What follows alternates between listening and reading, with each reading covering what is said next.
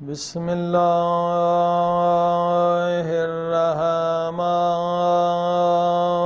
الرحیم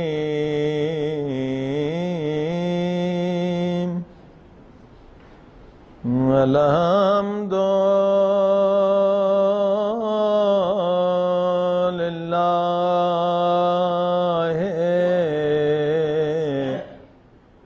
رب العالمین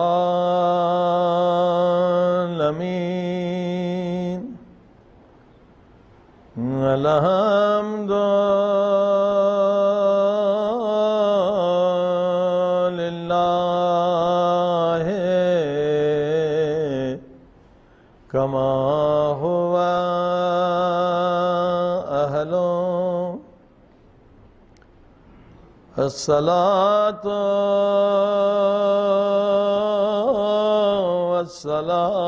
والسلام علی سید المرسلین صلوات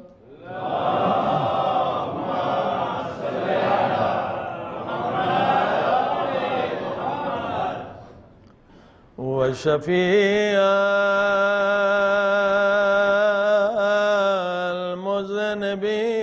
المذنبین وخاتم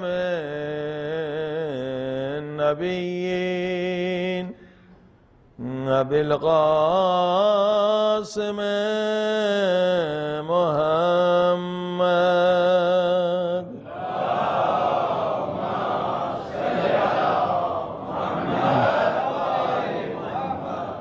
وآلہ الطیبین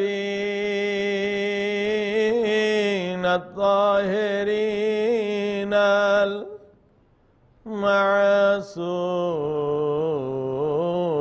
المعصومین دعا امام زمان علیہ السلام اللہ الرحمن الرحیم اللہم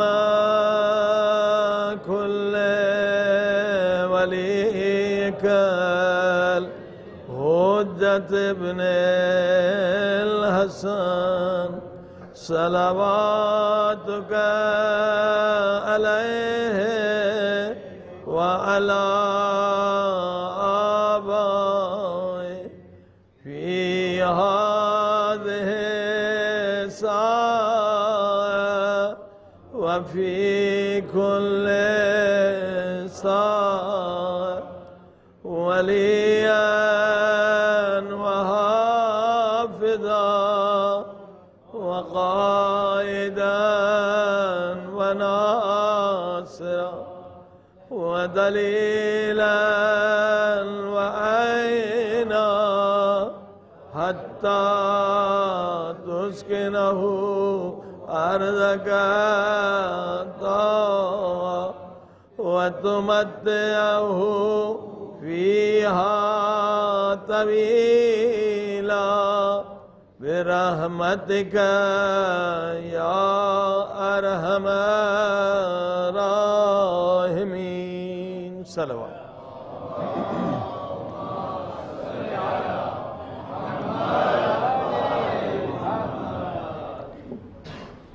اما بعد فقد قال اللہ تبارک و تعالی فی کتابہ المجید بسم اللہ الرحمن الرحیم قل لا اسألکم علیہ اجرا الا المودۃ فی القربى صلوات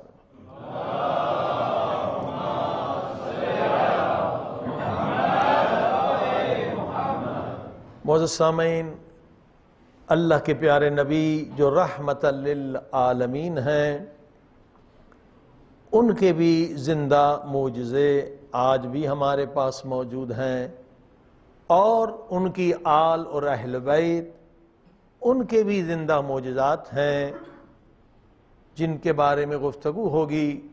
نبی پاک کا زندہ معجزہ قرآن کریم ہے۔ اور ہر زمانے میں قرآن معجزہ دکھاتا ہے. قرآن زندہ معجزہ ہے.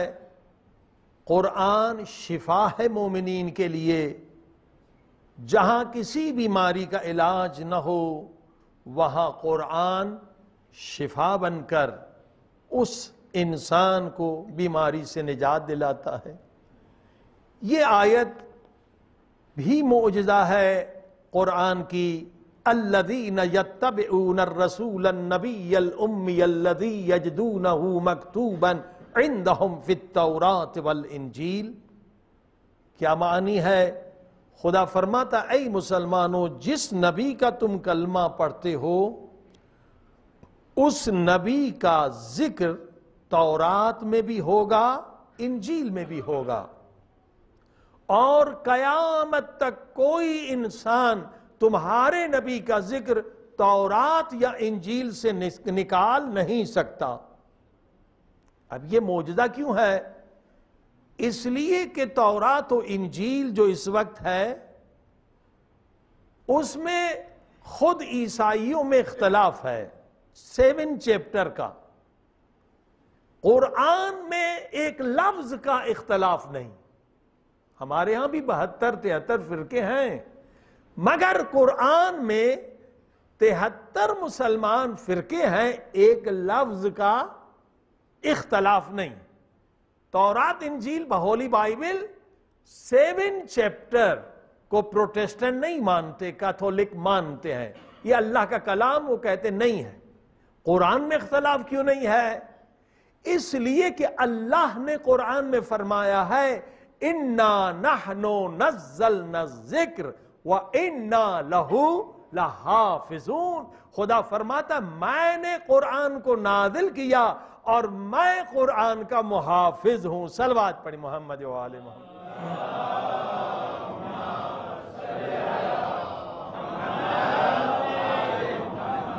لہذا ایک لفظ کا اختلاف نہیں ہے. بائبل میں تورات انجیل میں 7 چیپٹر کا ترجمے کا اختلاف ہے.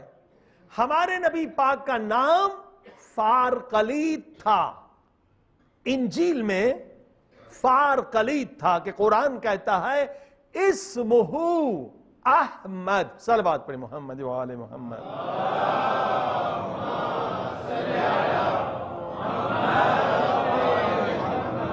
فارقلیط کو اگر عربی میں ترجمہ کریں گے تو احمد بنتا ہے. انہوں نے نکال دیا، یعنی کتاب ان کے اختیار میں ہے، مگر اللہ فرماتا ہے پھر بھی قیامت تک تمہارے نبی کا نام رہے گا، ذکر رہے گا. ہاں، کوئی نکال نہیں سکتا. واقعاً یہ معجزہ ہے. کتاب ان کے ہاتھ میں ہے، وہ آیتیں نکال چکے ہیں، مگر قرآن کہتا ہے یجدونہ مکتوبا عندہم فی التوراۃ والانجیل. اور انشاءاللہ آج بھی سنیں گے، کل بھی سنیں گے. ہمارے نبی کا ذکر بھی ہے، مولا علی کا ذکر 22 مرتبہ آیا ہے، امام مہدی علیہ السلام کا ذکر. صلوات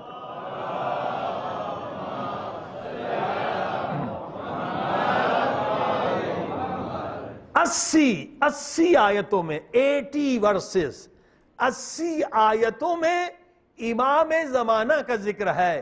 اور میں نے انگلینڈ میں 2 چرچوں میں پڑھا، ان کے 8-10 علماء بھی تھے، عیسائی بھی تھے. کسی نے انکار نہیں کیا کہ یہ آیت امام زمانہ کے بارے میں نہیں ہے. یہ معجزہ ہے کہ 2 چرچ میں، لیوٹن میں، بیڈفورڈ میں، ان آیتوں کو ہم نے پڑھا کہ ہمارے امام کا ذکر، 12ویں امام کا ذکر تمہاری تورات میں ہے، انجیل میں ہے. کسی نے انکار نہیں کیا. یہ معجزہ ہے قرآن کا. میں آیت پڑھ رہا ہوں نبی پاک کی شان میں، 18واں چیپٹر کا نام ہے ڈیوٹورونومی. جیسے تو ہمارے ہاں سورہ بقرہ، سورہ نساء، ان کے چیپٹر اور اس کا نام ڈیوٹورونومی. 18واں چیپٹر ہے، 18ویں آیت ہے. خدا نے وحی نازل کی حضرت موسیٰ پر، I will send them a prophet like you from among their own people.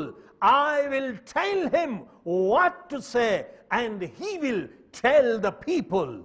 اے موسیٰ تیرے بعد ایک نبی آئے گا جو تمہارے جیسا ہوگا, تمہارے شبیہ ہوگا, تمہارے مثل ہوگا. ہمارے ہاں قرآن میں بھی آیت ہے, اِنَّا أَرْسَلْنَا إِلَيْكُمْ رَسُولًا شَاهِدًا عَلَيْكُمْ كَمَا أَرْسَلْنَا إِلَىٰ فِرْعَوْنَ رَسُولًا. جیسے ہم نے فرعون کی طرف موسیٰ کو بھیجا, ویسے تمہاری طرف ہم نے اپنے پیارے نبی کو بھیجا. صلوات پڑھی محمد و آل محمد.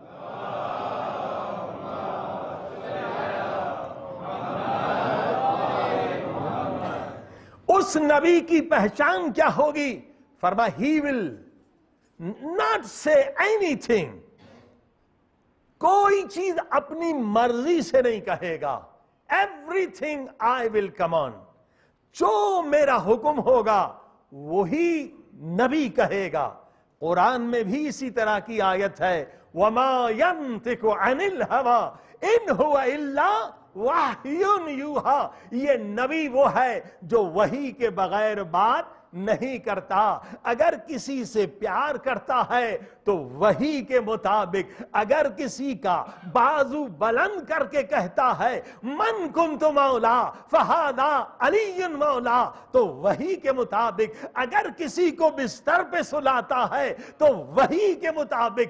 اگر کسی کو کاندھے پر بٹھاتا ہے تو وحی کے مطابق. اگر کسی کو خیبر میں علم دیتا ہے تو وحی کے مطابق. اگر کسی کو کہتا ہے حسین منی وانا من الحسین تو وحی کے مطابق. اگر کسی کو دربار میں بلاتا ہے تو وحی کے مطابق. اگر دربار سے کسی کو نکالتا ہے تو وحی کے مطابق. صلوات پڑھیں محمد و آل محمد.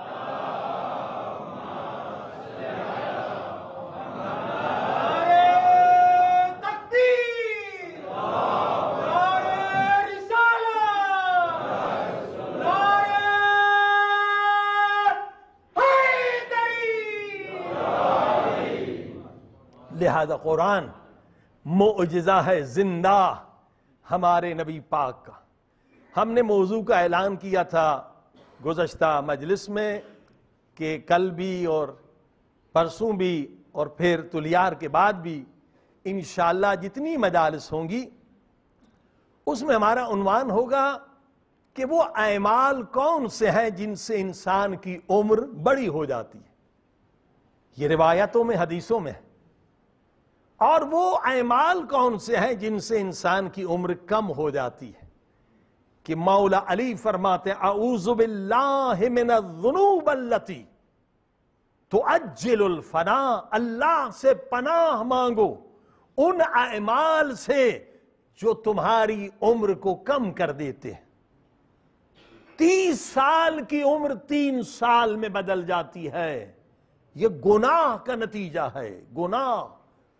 پوچھا گیا مولا کون سے گناہ؟ فرمایا ایک گناہ زنا ہے, اس سے عمر کم ہو جاتی ہے.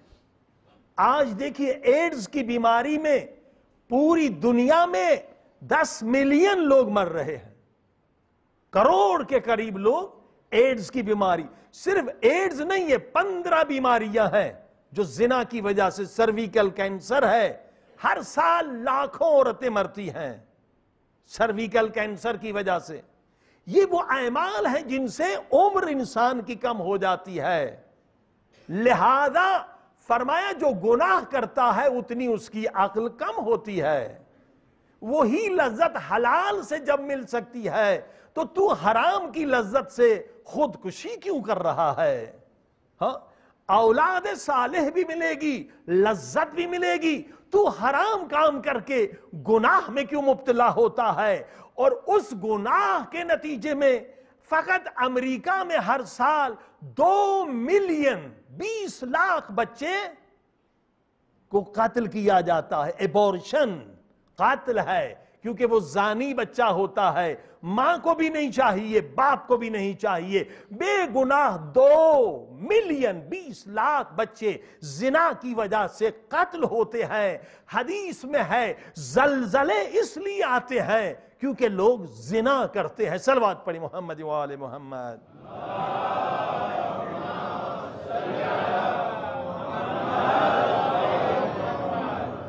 آج ایک اور گناہ پہ گفتگو کرنی ہے. دو چیزیں ہیں قرآن نے بتلایا ہے. ایک ہے سوء ظن، بدگمانی. جتنے بھی اختلافات کمیونٹی میں ہوتے ہیں بدگمانی کی وجہ سے. یہ گناہ کبیرہ ہے. اس سے عمر آدمی کی کم ہو جاتی ہے. اور اس کے مقابلے میں اسلام کہتا ہے کہ حسن ظن رکھو، ہمیشہ اچھا گمان رکھو. اس سے انسان کی عمر بڑھتی ہے. اور اسی طرح سے بغض و کینہ، یہ بھی بدگمانی کا نتیجہ ہے. بغض و کینہ، عداوت، نفرت، دشمنی، فرمایا اس سے عمر کم ہوتی ہے. اور معاف کرنے کی عادت سے عمر بڑھ دیتی ہے. اگر آپ کسی کو معاف کرتے ہیں تو اس پہ احسان نہیں کرتے، آپ خود پہ احسان کرتے ہیں، آپ کی عمر بڑھ جاتی ہے. اب یہ سائنس نے ثابت کر دیا. 1970 میں انگلینڈ میں ریسرچ ہوئی اور ایک نیا علم وجود میں آیا. انہوں نے دیکھا ایک ہی گھر میں 4 بچے ہیں، بھائی ہیں. ایک بھائی بالکل ہیلدی ہے، کھانا بھی وہی ہے، ماں باپ بھی وہی ہے، ہیریڈیٹی بھی کوئی وراثت میں چیز نہیں آئی. مگر دوسرے بھائی کو کڈنی میں پرابلم ہے، شوگر ہے، کولیسٹرول ہے، ہارٹ اٹیک ہے. دونوں ایک گھر میں رہتے ہیں. انہوں نے دیکھا کہ ہم صرف اس طرف توجہ ہے کہ بھئی کھانے پینے کی وجہ سے انسان بیمار ہوتا ہے یا کچھ بیماریاں ماں باپ سے ملتی ہیں، مگر ایک اور چیز بھی ہے جو ہمیں نہیں پتا. ایک گھر ہے، ماں باپ بھی ایک ہیں، ایک بچہ بالکل صحیح ہے اور ایک بچے کو ساری بیماریاں. ہزاروں لوگوں پہ انہوں نے تجربے کیے. ایک نیا علم وجود میں آیا، سائیکو نیورو امیونولوجی. یہ 3 الگ الگ علوم تھے. سائیکو یعنی سائیکولوجی، نیورو نروس سسٹم، ہمارا ادھر چونٹی کاٹتی ہمیں فوراً دماغ کو پتہ چل جاتا ہے چونٹی نے کاٹا ہے، یہ نروس سسٹم. امیونولوجی یہ قوت مدافعت ہے، یعنی اللہ نے ہمیں اندر لشکر دیا ہے.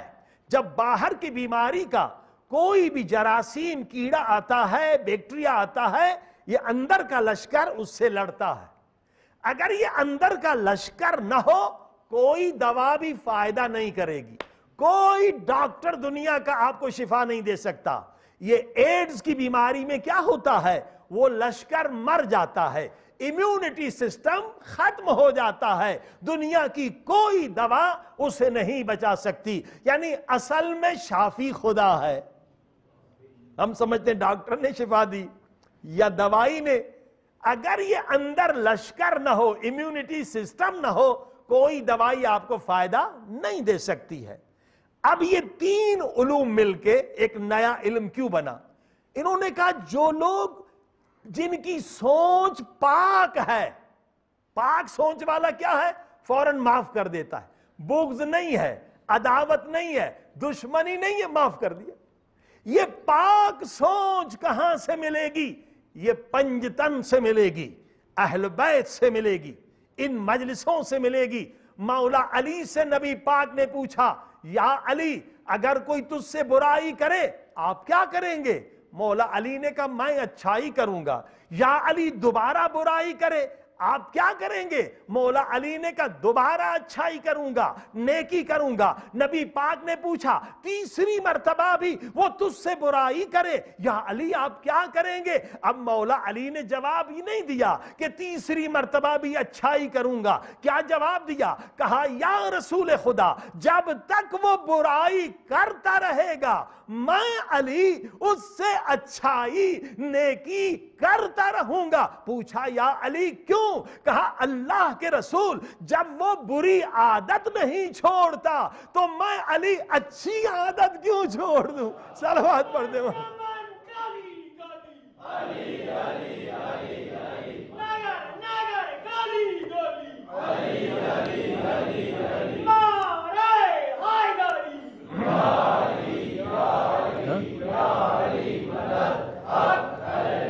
جس انسان کا دل پاک ہے، نیت پاک ہے، ہاں وہ جو جس کی تھنکنگ سوچ پازیٹیو ہے، آپٹومسٹک، سائیکالوجی میں سے کہتے ہیں آپٹومسٹک، اس کی سوچ بہت زیادہ ہے، اس کی عمر لمبی ہوتی ہے، اس کو بیماریاں نہیں لگتی ہیں۔ لیکن جو لوگ نیگیٹو ہیں، اب نیگیٹو کیسے ہیں؟ مگر دو آدمی ادھر آپس میں بات کر رہے ہیں، شیطان آ کے کان میں کہا کہ تمہارے خلاف بات کر رہے ہیں، وہ کوئی بھی بات کر رہے ہیں، یہ نیگیٹو تھنکنگ، ہاں، کیونکہ سوچ پاک نہیں ہے، حرام ہے، حرام ہے، سوء ظن گناہ کبیرہ ہے۔ شہید دستغیب نے پورا تفصیل سے گناہان کبیرہ میں لکھا ہے، حدیثیں ہیں، قرآن کی آیتیں ہیں۔ بدگمانی نہیں کرو، اس سے آپ کی عمر کم ہو جاتی ہے، اسے کچھ نقصان نہیں ہوتا۔ کیوں عمر کم ہوتی ہے؟ اب یہ سائنس نے بتایا۔ جب آپ غلط سوچتے ہیں، مثلا کسی سے بغض و نفرت کیا، کسی پارٹی میں خوش تھے، دشمن آ گیا، تو آپ کا موڈ خراب ہو جائے گا، یہ کمبخت کیوں آ گیا؟ اسی لیے کہتے ہیں کہ ایسے لوگ جنت میں بھی جائیں تو فائدہ نہیں، کہ جنت وہ جگہ ہے جہاں ٹینشن نہ ہو نا۔ اگر ٹینشن ہے تو کوئی جنت نہیں۔ اب اللہ نے جنت میں جگہ دے دی، وہ دروازے سے باہر نکلا تو سامنے اسی کا گھر جس سے اس کو بغض و نفرت ہے، فوراً ٹینشن ہو جائے گا، یہ بدبخت جنت میں کیوں آ گیا؟ صلوات پڑھی محمد و آل محمد۔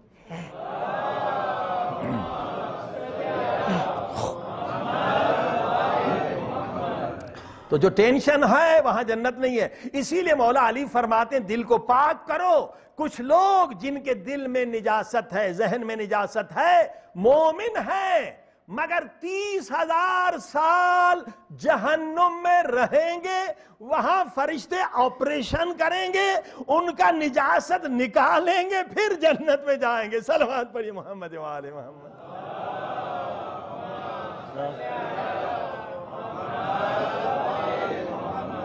جیسے یہاں ہم آپریشن نہیں کراتے، پیسے بھی دیتے ہیں، وہ دل کاٹتا ہے، پاؤں کاٹتا ہے، پھر یہاں رگ لگاتا ہے۔ کتنے سال زیادہ رہیں گے؟ 10 سال کی بھی گارنٹی نہیں ہے، وہ تو ہمیشہ جنت ہے۔ تو 30,000 سال ہم جہنم میں کیوں رہے؟ یہیں پہ دل کو پاک کر لیں۔ ہاں اب سنیے، جب ہم کسی سے بغض و نفرت رکھتے ہیں تو ہمارے دماغ سے، مغز سے، برین سے ایک ہارمونز نکلتا ہے۔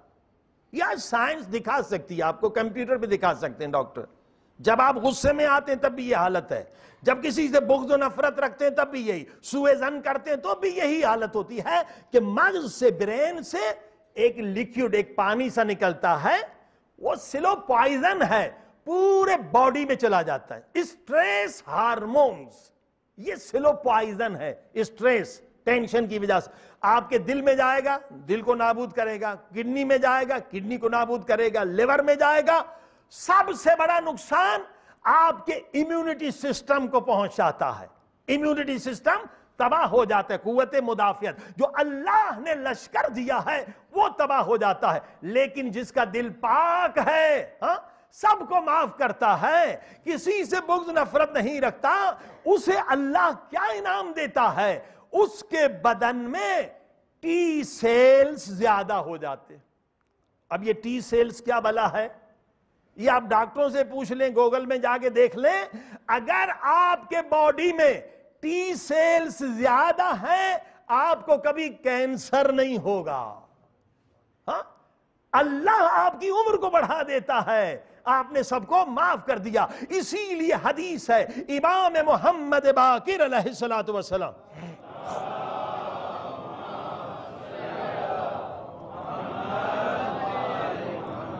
فرماتے 3 دن سے زیادہ آپس میں بغض و نفرت نہیں کرو، 3 دن سے زیادہ، ورنہ دونوں پہ لعنت پڑے گی۔ 3 دن سے زیادہ اگر آپ بات چیت نہ کریں دو مومن، دونوں پہ اللہ کی لعنت۔ ایک مومن کھڑا ہو گیا، مولا ایک بیچارہ بے قصور ہے، اس پہ کیوں لعنت پڑے گی؟ امام نے فرمایا جو قصور والا ہے اس پہ لعنت پڑے گی قصور کی وجہ سے، جرم کی وجہ سے، گناہ کی وجہ سے، مگر جو بے قصور اس پہ کیوں لعنت پڑے گی؟ اب میں آسان کر کے سمجھاؤں، امام نے کہا تکبر، گھمنڈ کی وجہ سے۔ اللہ کا بھی حکم ہے، رسول کا بھی، مولا علی کا بھی، جاؤ جا کے سلو کرو 3 دن سے پہلے۔ وہ کیوں نہیں جاتا؟ وہ کہتا بے قصور میں ہوں، بے گناہ میں ہوں، وہ آئے معافی مانگنے، میں کیوں جاؤں؟ اس پر تکبر گھمنڈ کی وجہ سے لعنت پڑے گی۔ اب امام فرماتے ہیں اگر یہ بے قصور چلا جائے صلح کرنے کے لیے، بے قصور ہے مگر اللہ کے لیے، اہل بیت کے لیے جب ایک قدم اٹھاتا ہے تو خدا اس کے 70 یعنی 70 گناہ معاف کرتا۔ بتائیے ایک قدم پہ، اور 70 نیکیاں دیتا ہے اور اس کے مقامات کو بلند کرتا ہے۔ ایک قدم اٹھانے پر خدا اس سے 70 حج مقبول کا ثواب بھی دیتا ہے۔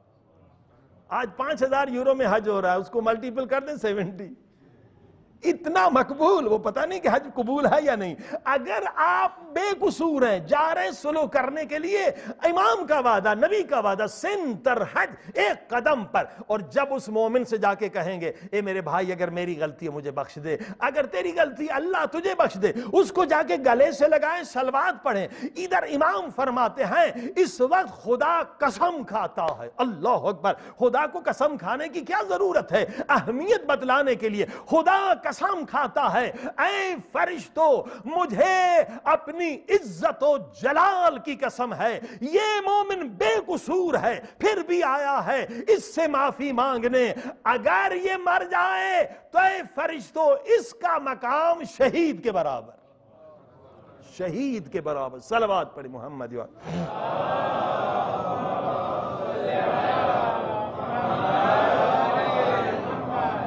آپ لوگ سوچیں گے اس نے تو تلوار بھی نہیں چلائی، شہید کیسے بن گیا؟ زخم بھی نہیں اٹھایا، شہید کیسے بن گیا؟ بھائی جو شہید بنتا ہے نا، کافر پہ تلوار چلانا آسان ہے، اس نے اپنے اوپر پہ تلوار چلا دی، اپنے مائیں پہ تلوار چلا دی، اپنے غرور پہ تلوار چلا دی، اپنی انا پہ تلوار چلا دی، یہ بہت بڑی بات ہے۔ صلوات پڑھی محمد و آل محمد۔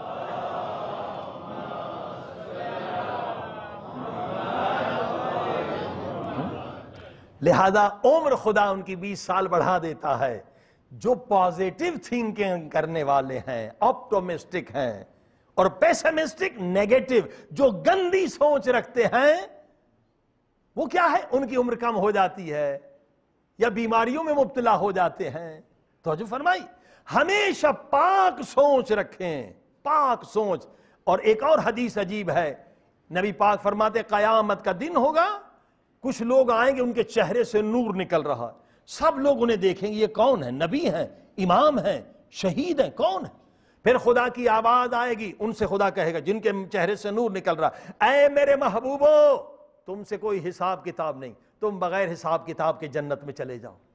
ایک دن ہے قیامت کا مگر دنیا کے 50,000 سال کے برابر، 50,000 سال کھڑے ہو کے عابد حساب دے رہے ہیں، عالم کھڑے ہیں، زاہد کھڑے ہیں، شہید بھی کھڑا، یہ بغیر حساب کے جا رہے ہیں۔ فرشتے حیران ہو کر پوچھیں گے تم نے دنیا میں کیا کیا تھا؟ عابد کھڑے ہیں، عالم کھڑے ہیں، تم بغیر حساب کے جنت میں جا رہے ہو۔ وہ جواب دیں گے فقط ایک عمل۔ فقط کیا عمل کیا؟ کہ دنیا میں کسی نے ہم کو گالی دی، ہمارے خلاف پروپیگنڈا کیا، ہماری بیٹی کو طلاق دلا دیا، بزنس میں نقصان کر دیا، لیکن کبھی ہم نے اپنی ذات کی وجہ سے کسی سے دشمنی نہیں کی، کبھی بھی اپنی ذات کی وجہ سے کسی سے نفرت نہیں کی، اگر نفرت کی تو خدا کے دشمن سے یا اہل بیت کے دشمن سے، اپنی ذات کی وجہ سے ہم نے کسی سے بغض و کینہ نہیں رکھا۔ اللہ اکبر۔ اور اسی طرح سے محبت بھی کی تو خدا کی وجہ سے، اہل بیت کی وجہ سے۔ صلوات پڑھی محمد و آل محمد۔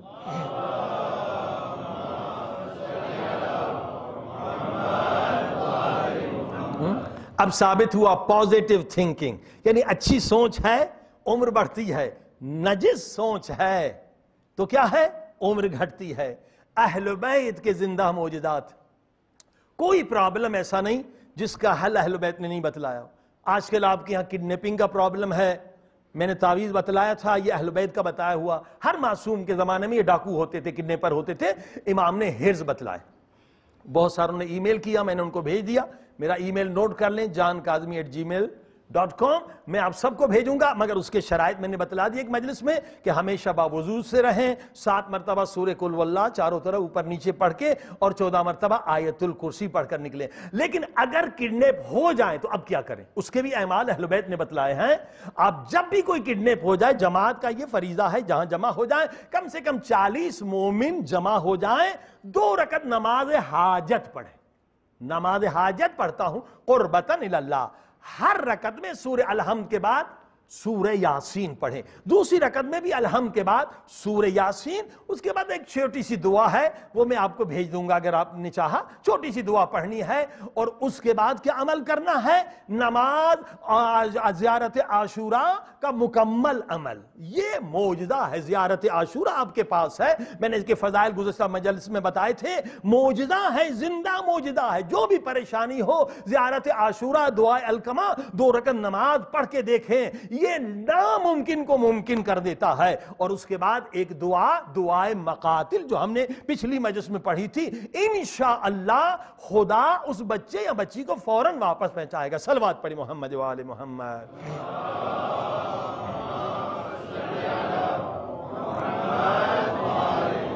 عزیزو دیکھیے، یہ واقعاً ایک بہت بڑا پرابلم ہے جس کی وجہ سے 8 سال پہلے ہم آئے تھے تو جماعت 7000 تھی، اب مجھے بتایا گیا کہ 4000 رہ گئی ہے۔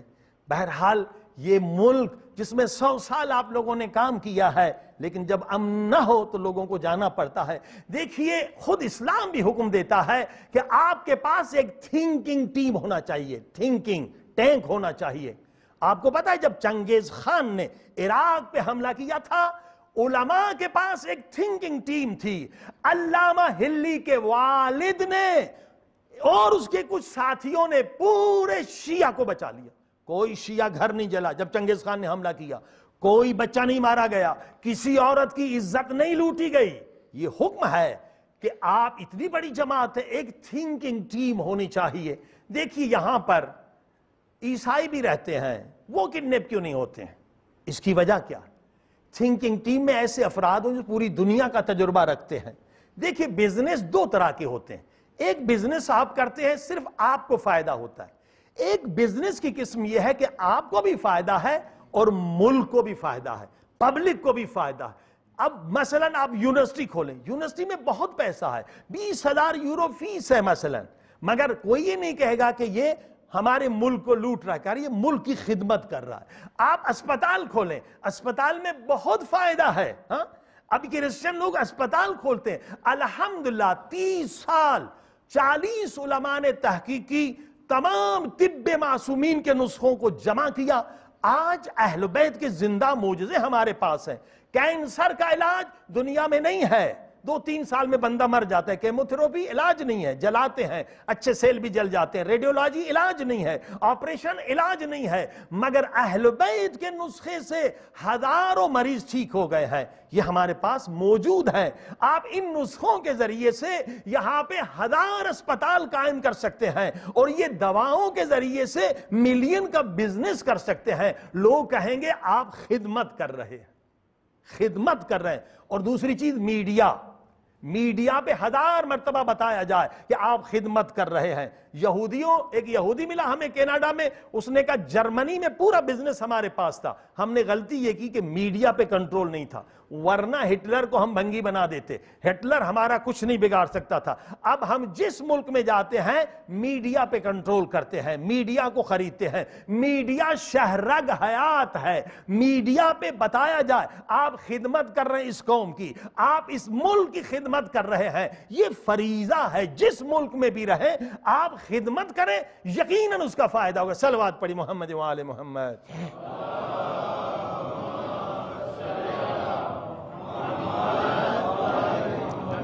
آپ بہت کچھ کر سکتے ہیں، ہم پوری دنیا گھومتے ہیں، مجھے نہیں معلوم آپ کا NGO UNA میں رجسٹرڈ ہے یعنی یونائٹڈ نیشن میں، بہت آسان ہے، ہمارے دوست ہیں، آپ NGO وہاں رجسٹر کرائیں، ملینز کا آپ کو فائدہ ہوگا۔ یہاں آپ خدمت کر رہے ہیں، بلال میں خدمت کر رہے ہیں، لیکن مجھے نہیں معلوم وہاں UNO میں آپ رجسٹر ہیں یا نہیں۔ ایک اسکیم ہے UNO میں، $1 اسکیم، اس سے آغا خان نے بہت فائدہ لیا۔ یعنی اگر غریب ملک میں، یہاں ملک غریب ملک ہے، $1 ملین آپ خرچ کریں گے، 1 ملین UNO آپ کو دے گا۔ ہمارے علاقے میں بلتستان میں آغا خان نے یہ کیا، جو اس کو اپنا پیسہ تھا وہ تو وہیں آفس بنا کر اپنے لوگوں کو دیا، اور جو 1 ملین UNO لیا وہ آ کے ادھر خرچ کیا پاکستان میں۔ آرام سے ہم آپ کی مدد بھی کر سکتے ہیں، یہ NGO وہاں رجسٹر ہونا چاہیے UNO میں، $1 اسکیم سے آپ پورے ملک کی حالت بدل سکتے ہیں۔ بزنس ایسا کریں جس سے قوم کی بھی خدمت ہو، یہ خود اسلام کہتا ہے۔ اب آپ دیکھیے ہندوستان میں آج سے 20 سال پہلے $50 میں آدمی مل جاتا تھا کمپیوٹر والا، اب 500 میں نہیں ملتا۔ کیوں؟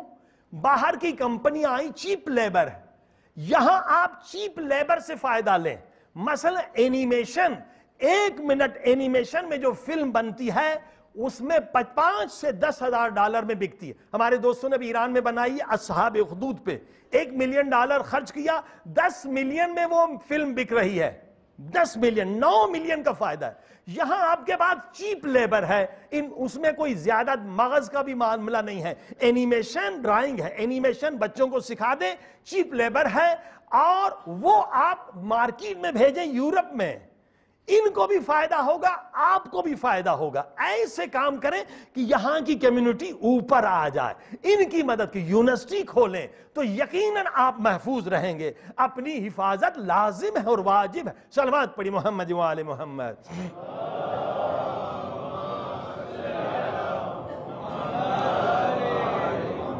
اہل بیت کے ایسے نسخے ہیں کہ آپ حیران ہو جائیں گے۔ ابھی کم میں تھے، میرے پاس 2 مریض آئے، ایک کہہ رہا میں خودکشی کروں گا، بالکل اتنا ٹینشن، اور دوسرے کو اتنا ٹینشن، رو رہا ہے، روتے جا رہا ہے۔ امام موسیٰ کاظم کا نسخہ ہے۔ میں نے کہا ابھی ٹھیک ہو جائیں گے آپ، میں نے خود تجربہ کیا، کھلایا ان کو، 3 یا 4 گھنٹے بھی نہیں گزرے ہوں گے، وہ جو کہنے لگے میں خودکشی کرنے والا ہوں، وہ زور زور سے ہنسنے لگے۔ میں نے کہا کیا ہو گیا؟ کہ پتہ نہیں، میرا دل چاہ رہا ہے میں زور سے ہنسوں۔ صلوات پڑھی محمد و آل محمد۔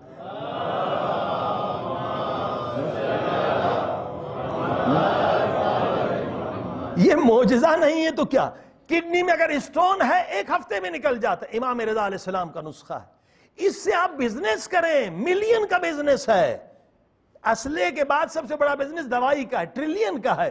یہ 200 سے زیادہ نسخے ہمارے پاس ہیں، 30 سال کا ریسرچ ہے۔ امام خمینی نے حکم دیا تھا، آیت اللہ نورانی اس کے ساتھ 40 آدمی تھے، ہم بھی ان کے ساتھ تھوڑا بہت کام کرتے تھے۔ آج یہ سب تیار ہیں، ڈائبٹیز کا علاج، اس کے نسخے موجود ہیں، لوگ شفا پا چکے ہیں۔ اور اس سے اگر 1000 اسپتال آپ کھول دیں اور بلال والوں کو لے کر آئیں تو اور پھر میڈیا میں بتائیں کہ ہم نے 1000 اسپتال بنائے ہیں، یقیناً اس سے بہت بڑا فرق آئے گا۔ صلوات پڑھی محمد و آل محمد۔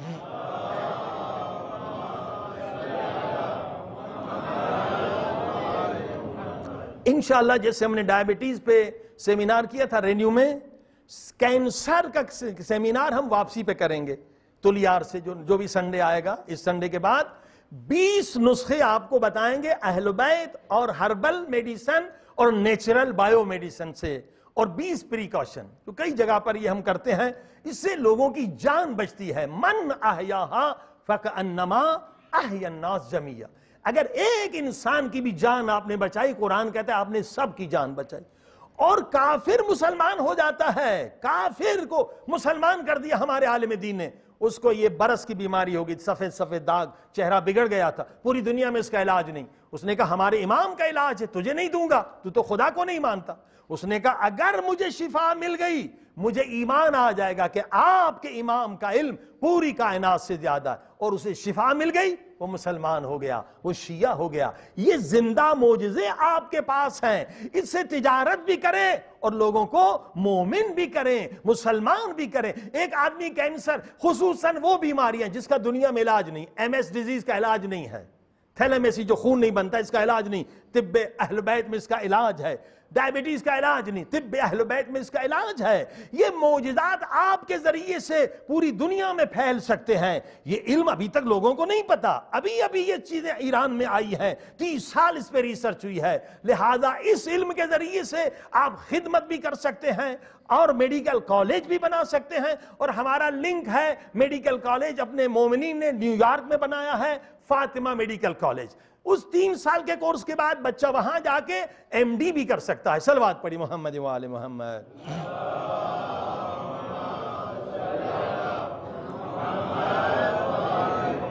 عزیزان اب صرف ایک وقت زیادہ گزر گیا. اہل بیت کے ان نسخوں سے ایک نسخہ آپ کو بتا دوں کہ خصوصاً آج بھی ایک دوست نے بتایا تھا. ثناء مکی حدیث میں ہے, اس کی بڑی تعریف, یہ یہاں پہ اگا سکتے ہیں. فائدہ یہ ہے کہ آپ کے پاس سمندر بھی ہے, پہاڑ بھی ہے, جنگل بھی ہے, ساری جڑی بوٹیاں یہاں اگ سکتی ہیں.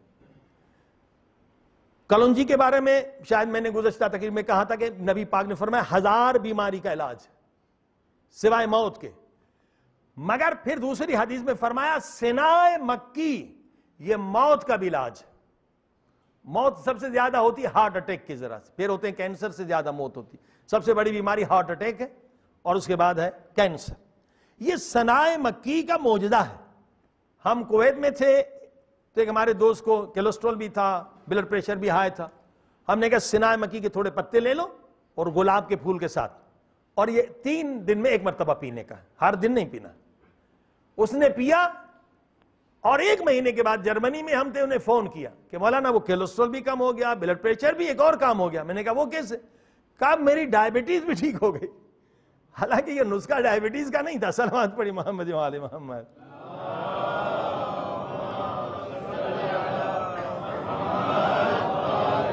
کیونکہ یہ جو طب اہل بیت بتاتے ہیں یہ علم وحی پروردگار ہے, یہ تجربے کا نہیں ہے. حضرت آدم علیہ السلام جب یہاں آئے تو کوئی تجربہ تو نہیں کیا, کوئی لیبارٹری تو نہیں تھی. جب سر درد میں وہ اللہ سے کہا میرے اللہ میرے سر درد ہے کیا کروں؟ کہا یہ جڑی بوٹی کھا لو. پیٹ میں درد ہے یہ کھا لو. یعنی طب جو اصل ہے وہ علم وحی, جیسے قرآن وحی, وہ انبیاء کے پاس ہے اور انبیاء کے بعد اہل بیت کے پاس. علم وحی پروردگار ہے, اس میں کوئی سائیڈ ایفیکٹ کی بات نہیں ہے, الٹا سائیڈ بینیفٹس ہے. جیسے میں نے پہلے بتایا تھا کہ ایک دل کا مریض آیا, اس کو ڈاکٹروں نے کہا بھی اوپن ہارٹ سرجری کرنا, کوئی ضرورت نہیں ہے, 1 ہفتے میں مریض ٹھیک ہو جاتا ہے, 1 ہفتے میں. اگر وہ نسخہ نہ ملے تو ایک چیز یہاں مل سکتی ہے, وہ ہے اجوا کھجور کی گٹلی, اسے پیس کر کے ایک بڑا چمچل. لیکن اہل بیت کا پورا نسخہ بھی ہے. میں نے اس کو نسخہ دیا, وہ 15 منٹ واک نہیں کر سکتا تھا, دل میں درد ہوتا بیٹھ جاتا تھا, حرم جاتا امام رضا کے. 3 دن میں کہا میرا درد ختم ہو گیا اور میں جا رہا ہوں. اور 1 مہینے کے بعد اس کی بیٹی نے کہا کہ مولانا میرا بابا بالکل ٹھیک ہو گیا. اس کا 70 سے اوپر زیادہ عمر تھی, سارے سر کے بال سفید تھے.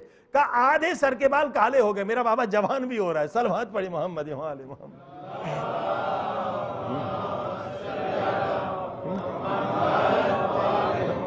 یہ آپ کا خزانہ ہے, اہل بیت کے ماننے والوں کا خزانہ ہے.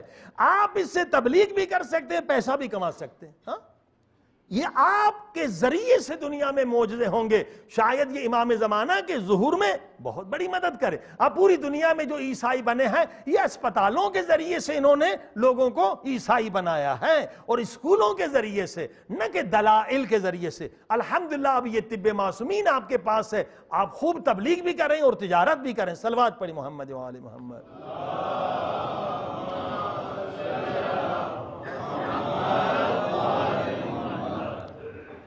انشاءاللہ کل غصے پہ خاص بتائیں گے, کیونکہ غصہ زیادہ ہے تو پرابلم زیادہ ہو جاتی ہے کمیونٹی میں, کبھی طلاقیں بھی ہو جاتی ہیں غصے کی وجہ سے. اس کا اہل بیت نبی پاک فرماتے ہیں جس کے اندر غصہ زیادہ ہے, پرینیو, یہ فروٹ ہے کالے رنگ, ہاں پرینیو, ہاں پرونو کہتے ہیں ہم لوگ, اور یہ آلو سیاہ فارسی میں کہتے ہیں, لمبا سا. نبی پاک فرماتے ہیں کسی کو اتنا غصہ ہو نا, پاگل بھی کے حد تک, پاگلوں کی طرح, وہ 4 یا 5 ناشتے میں کر لے. یہ ہم نے کویت میں بتایا, ہارٹ کا سرجن تھا, ہارٹ کا بڑا ڈاکٹر تھا. وہ کہتا میں آپریشن کر کے آتا تھا مولانا, میرے کو بچے جو شور کرتے تو غصہ آتا تھا. آپ کے نسخے پہ میں نے عمل کیا, 5 صبح کو کھائے. میں نے دیکھا بچے شور کر رہے ہیں, غصہ نہیں آ رہا ہے. دوسرے دن بھی غصہ نہیں آیا. تو اس نے کیا کیا کہ کئی کلو یہ پرینیو لے کر آیا پھل, کہ مولانا سب کو امام برگاہ میں کھلاؤ, سب کا غصہ ٹھنڈا ہو جائے گا. صلوات پڑھی محمد.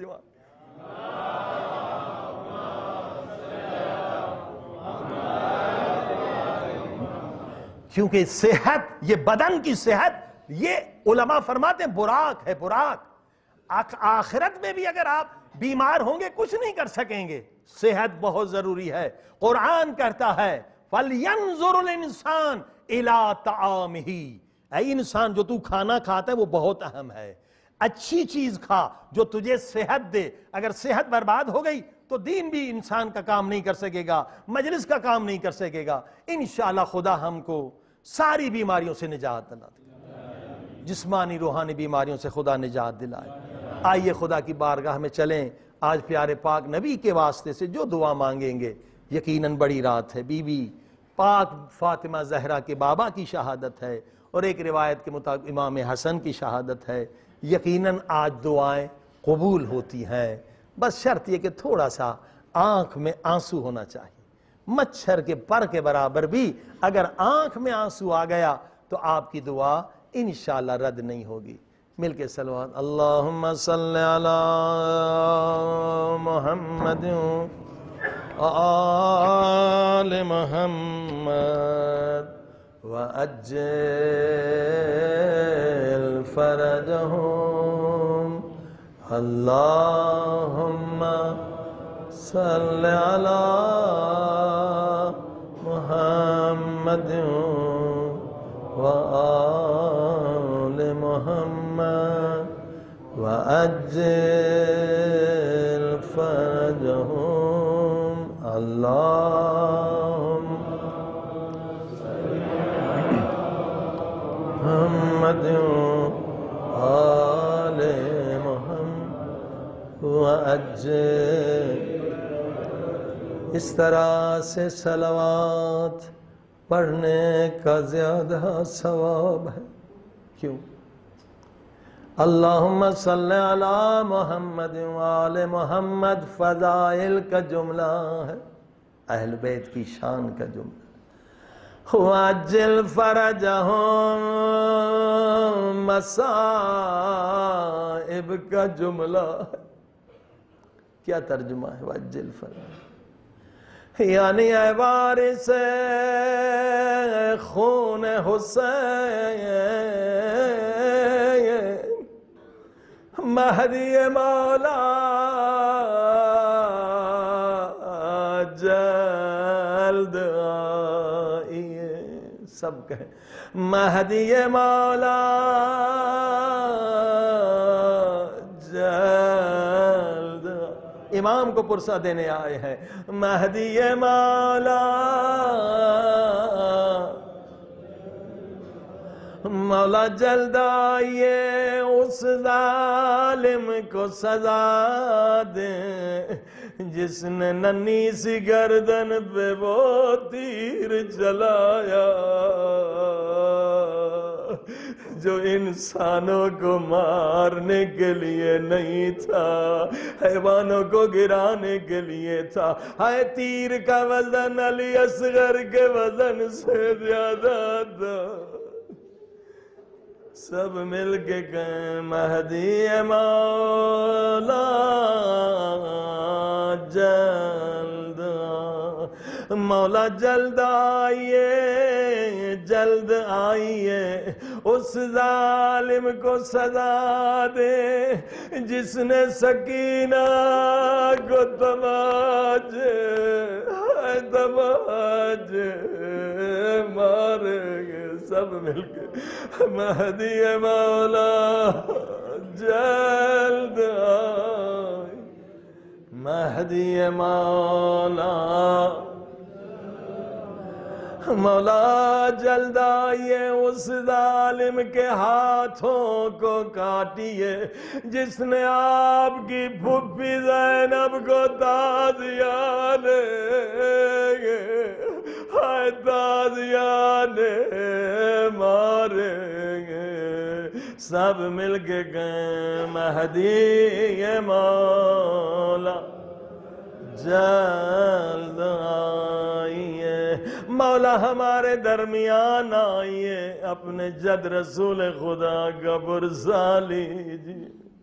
نبی پاک کے زندگی کے آخری لمحات, آخری وقت, آخری لحظہ. ایک مرتبہ نبی پاک نے آنکھیں کھولی, مولا علی کھڑے تھے. فرمایا یا علی میرا حسین کہاں ہے؟ میرا حسین کہاں؟ جلدی حسین کو لے آؤ، مولا علی حسین کو لے آؤ۔ نبی پاک نے فرمایا حسین اپنا سر میرے سینے پہ رکھو۔ حسین نے اپنا سر نبی کے سینے پہ رکھا، نبی نے شروع کیا بلند آواز سے گریہ کرنا، بلند آواز سے رونا۔ یا رسول خدا کیوں رو رہے ہیں؟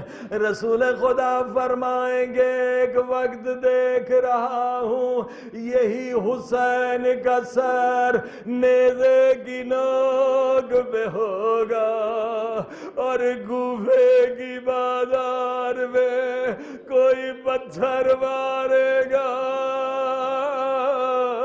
کوئی خاک پھینکے گا۔ حسین کے غم میں روتے ہوئے روح پرواز کر گئی۔ یہ پیمبری موت ہے۔ دعا کریں میرے اللہ جب بھی ہمیں موت آئے حسین کے غم میں آنسو ہماری آنکھ میں ہو۔ پیمبری موت۔ یہ آپ کے مومن تھے، دار السلام کے تھے، دبئی میں رہتے، شاید بہت سارے جانتے ہوں گے، محمد خیم جی بڑے مومن تھے، مجلس میں کھڑے ہو کے روائی پڑھتے تھے، روتے تھے۔ ان کے بارے میں بتایا موت کا وقت آیا۔ محمد خیم جی دبئی کے تھے، ابھی ہمارے دوست تھے۔ بچوں نے کہا پیاس لگی، بابا پانی پئیں۔ محمد خیم جی کہنے لگے یہ میری سکرات کا وقت ہے، مجھے معلوم ہے بچنا نہیں، میں پانی نہیں پیوں گا۔ پوچھا کیوں؟ کہا میرا حسین بھی پیاسا تھا، میرا مولا بھی پیاسا تھا۔ روتے ہوئے دنیا سے جائے، پیمبری موت ہے، پیمبری موت۔ اللہ ہم کو نصیب کرے۔ یہ دوسرا مومن، گرمی کا موسم ہے، سخت بخار ہے، ڈاکٹر نے کہا پیشانی پہ برف رکھو، ٹیمپریچر زیادہ ہے۔ ایک مرتبہ اپنے بچوں سے کہتا ہے میری چارپائی دھوپ میں لے کے چلو۔ کہا بابا آپ کو بخار ہے، ڈاکٹر نے برف رکھنے کا کہا مجھے معلوم ہے مجھے مرنا ہے، میں بچوں گا نہیں، میری سکرات۔ بابا دھوپ میں کیوں لے جائیں؟ کہا میں بعد میں بتاؤں گا، مجھے دھوپ میں لے چلو۔ دھوپ میں لے کر آئے، پوچھا کربلا کہاں ہے؟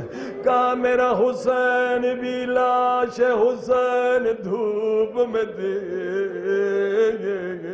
سنت حسین پہ عمل کرو۔ کربلا کی طرف انگلی کا اشارہ کیا، السلام علی الحسین، اور روتے ہوئے روح پرواز ہو گئی۔ دعا مانگا کریں اے میرے اللہ جہاں بھی موت آئے، جب بھی موت آئے، میرا یہ چہرہ حسین کے قدموں پہ ہو اور میری زبان پہ یہ جملہ جاری ہو، السلام علیکہ یا ابا عبداللہ، یا ابا عبداللہ۔ اب امام حسن کا بھی پرسہ دیں۔